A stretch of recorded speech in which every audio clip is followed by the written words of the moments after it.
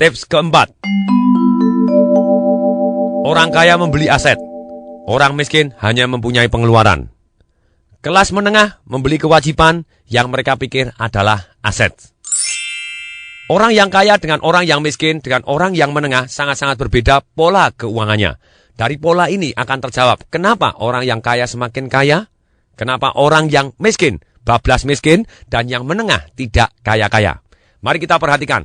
Pola orang miskin tidak peduli berapapun besarnya penghasilan mereka langsung masuk ke pengeluaran.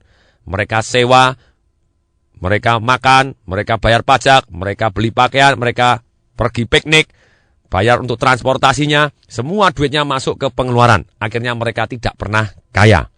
Salah satu contohnya adalah Mike Tyson. Ketika Mike Tyson punya duit berapapun, mereka masuk ke pengeluaran. Akibatnya Mike Tyson sampai hari ini malah punya utang yang begitu besarnya. Pola orang menengah. Ketika mereka mempunyai penghasilan, mereka sebagian masuk ke pengeluaran dan sebagian besar mereka masuk ke kewajiban.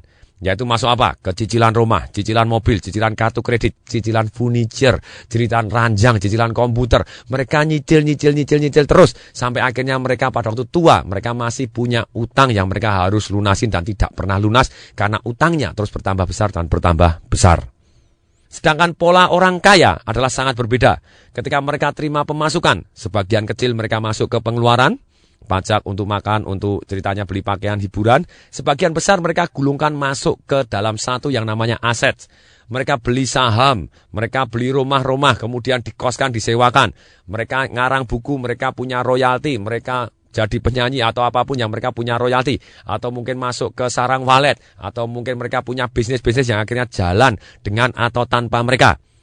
Jadi tidak peduli berapapun penghasilan kita, bila semua dimasukkan dalam pengeluaran, maka Anda termasuk orang miskin. Pertanyaannya begini, sudah sekian tahun kita bekerja, pertanyaan saya, apakah yang ada di dalam rekening kita bertambah banyak atau tidak? Rata-rata orang mempunyai plafon atau mempunyai satu yang namanya batas imajiner. Entah 10 juta, entah 300 juta, entah 500 juta, sepanjang tahun berganti, 10 tahun berganti, batas imajinernya tidak pernah tembus.